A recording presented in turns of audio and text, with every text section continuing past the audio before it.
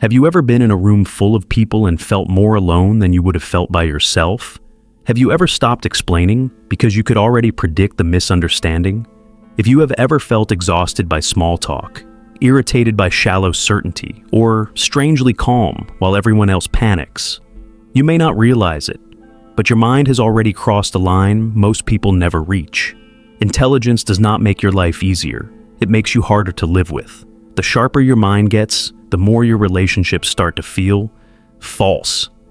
Not because people are evil, because your brain keeps noticing what everyone else agrees to ignore. And eventually, you pay for that clarity with something brutal: distance. But here's the part nobody says out loud.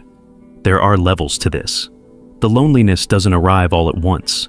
It escalates quietly, like a staircase you don't realize you're climbing until you look back and see there's nobody beside you. And the worst part?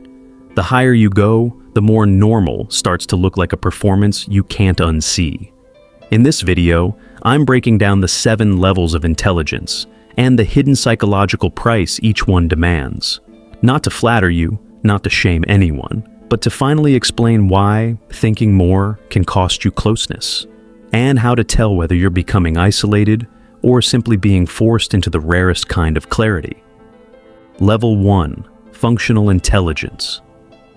This is the first level of intelligence most people reach and never leave. At this stage, intelligence is practical. It solves problems, follows instructions, adapts to routines, and keeps life moving smoothly. You know how to work the system, navigate social rules, say the right things at the right time. You function well, and because of that, you belong. People at this level think enough, but not deeply enough to disrupt anything. They don't question the meaning behind the rules. They just learn how to play by them. Life is approached as a series of tasks to complete, roles to fulfill, expectations to meet. And socially, this works. Conversations flow, opinions align, assumptions are shared without needing to be examined.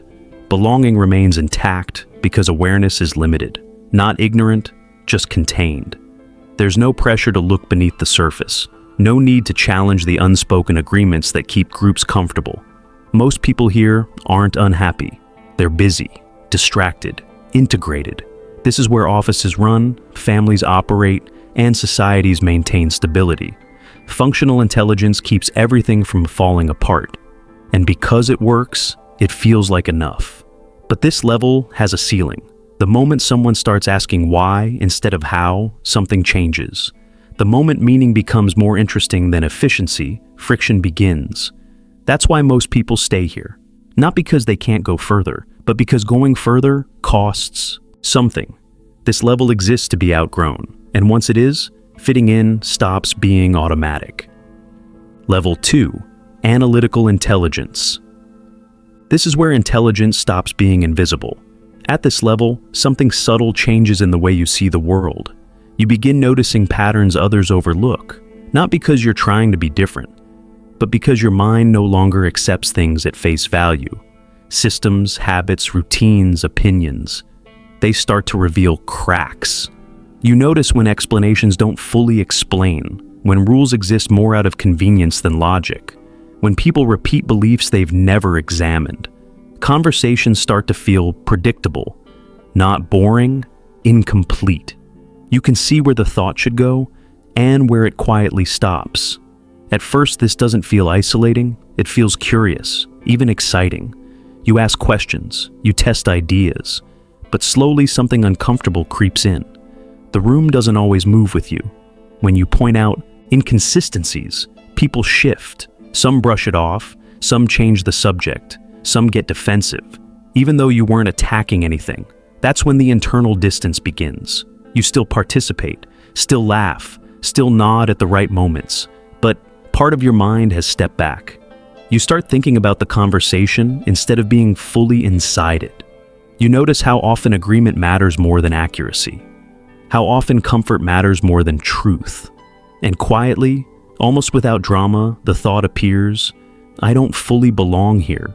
Nothing has broken yet, no relationships have ended, but the fit is no longer seamless. Intelligence at this level doesn't push you away from people. It creates a small gap inside you, a distance between what you see and what everyone else seems willing to ignore. This is the point of no return.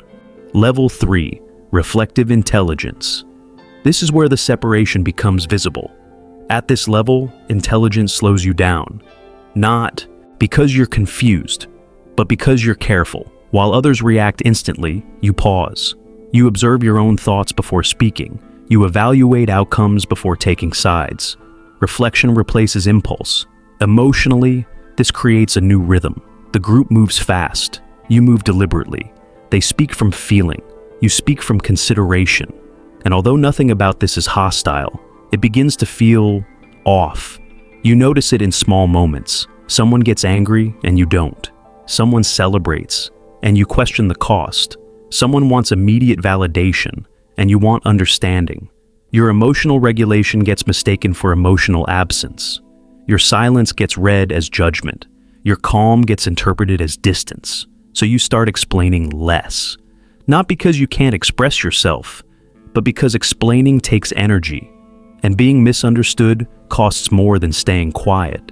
You begin choosing your words carefully, sometimes choosing not to speak at all. And without intending to, you create space between yourself and others.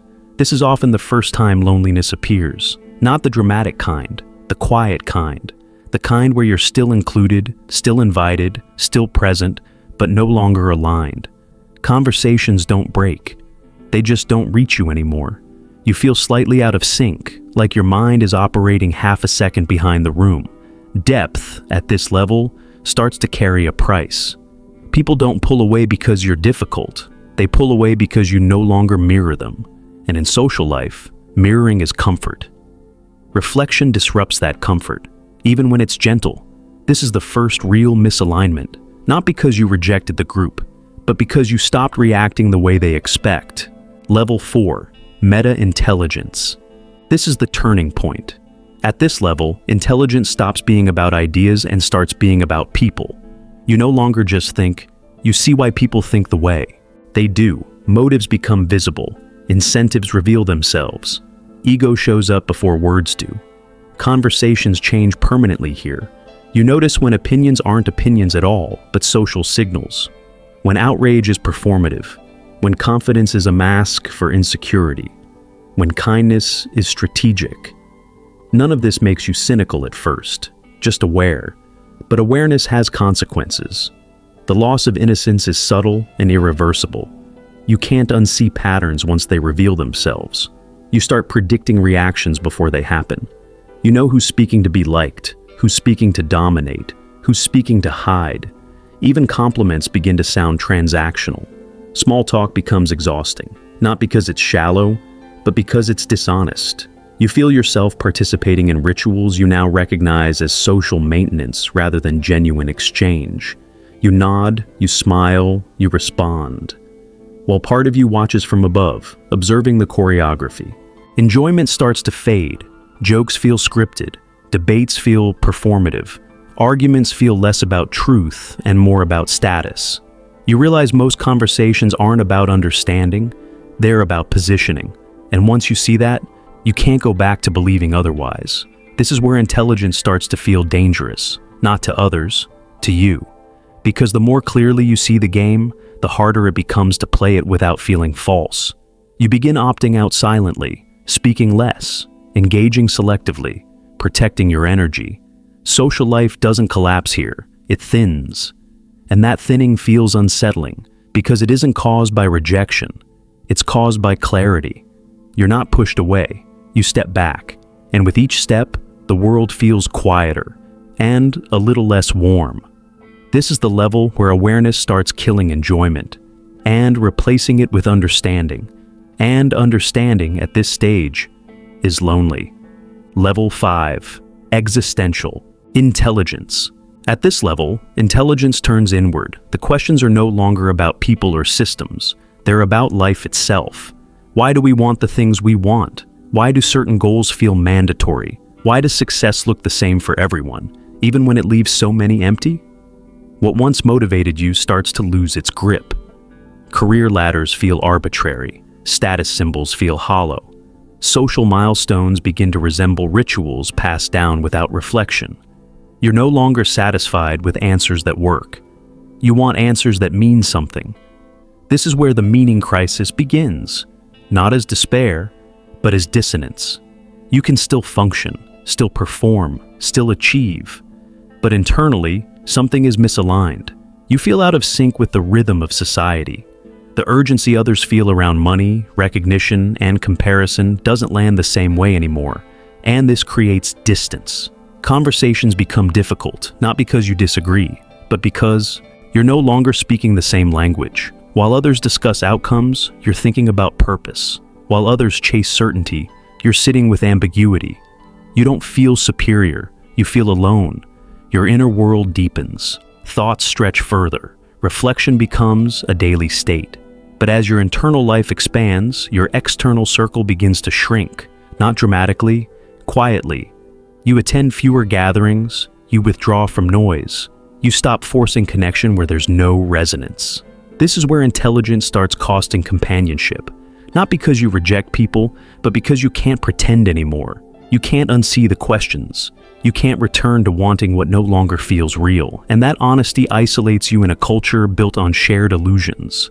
Existential intelligence doesn't make life meaningless. It makes false meaning unbearable. And in choosing depth over comfort, you pay with distance, even from those you once stood beside. Level 6. Integrative intelligence. At this level, something unexpected happens. Your understanding of people becomes complete. And instead of pulling you closer, it creates distance. You no longer see others only by what they say or do. You see the fears underneath, the patterns repeating, the defenses protecting old wounds. And because you see them clearly, anger fades. You stop taking things personally. Insults lose their sting. Manipulation becomes obvious but uninteresting. You understand why people act the way they do, and that understanding softens your reactions. You respond with patience instead of conflict, with restraint instead of resentment. But calm has a cost. As compassion grows, intensity fades. You find it harder to form explosive bonds, dramatic attachments, or emotionally charged connections. You're not cold, you're regulated. You don't need chaos to feel alive, and that makes many relationships feel muted. People often confuse this. Detachment for indifference. They don't realize you're holding space, not pulling away, that you're listening without judgment, seeing without needing to intervene. But modern relationships thrive on emotional friction. And when you remove the friction, the attachment weakens.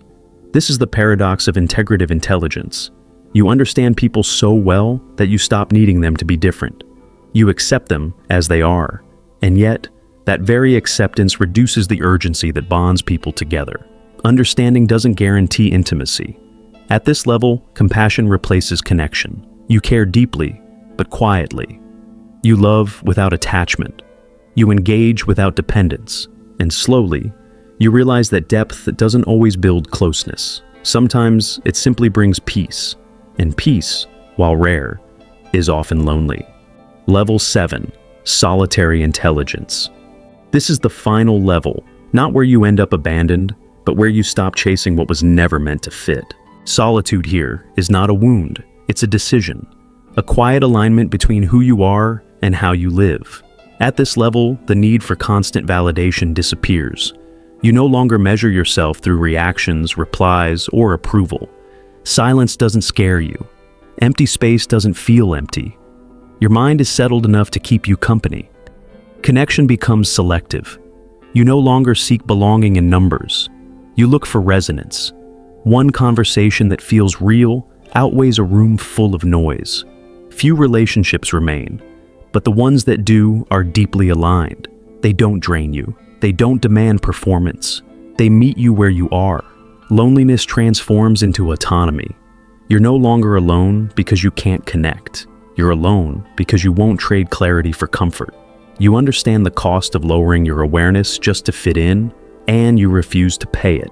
This level isn't dramatic. It's dignified. There's no bitterness here, no resentment, no superiority, just acceptance. You understand that most people need the crowd, and you don't judge them for it. You simply choose a different path. Being alone is no longer a problem to solve. It's a position you occupy deliberately. And once solitude becomes conscious, it stops feeling like loss and starts feeling like freedom. High intelligence carries a quiet risk, not loneliness, bitterness. Bitterness grows when intelligence turns inward without structure, when awareness becomes isolation, when solitude hardens into judgment. This section exists to prevent that collapse. Living well at higher levels of intelligence requires a shift in priorities. Not more people, but better alignment. Quality over quantity stops being a slogan and becomes a necessity. One honest relationship matters more than constant social contact. One space where you don't have to translate yourself is enough. The real work happens internally. Instead of chasing belonging, you build inner structure, values that aren't borrowed, standards that aren't performative, a rhythm that doesn't depend on external noise. When your internal life is ordered, solitude stops feeling like deprivation. But there's a trap here too: romanticizing isolation.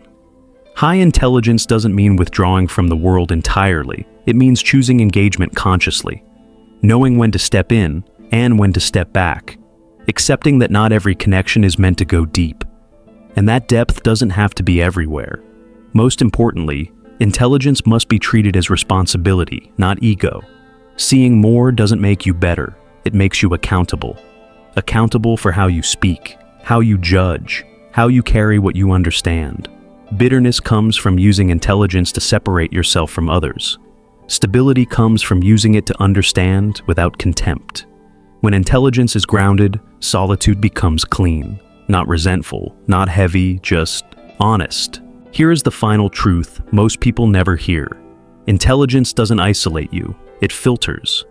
As awareness increases, the world doesn't shrink, it narrows. Not everyone can walk with you through deeper questions, slower thinking, quieter meaning. And that's not a flaw in them or in you. It's alignment revealing itself. Intelligence is a narrowing lens. It removes what doesn't resonate.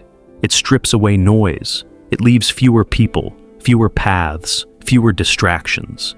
But what remains is real, and reality, while quieter, is steadier. Loneliness, when seen clearly, isn't always loss. Sometimes it's accuracy. You weren't meant to belong everywhere. You weren't meant to be understood by everyone. Intelligence makes that visible, not cruelly, precisely. So, if your circle has grown smaller, if conversations feel rarer but deeper, if solitude feels heavier but cleaner, it doesn't mean something went wrong. It means clarity replaced comfort. And clarity always reduces the crowd. You didn't lose people, you outgrew environments.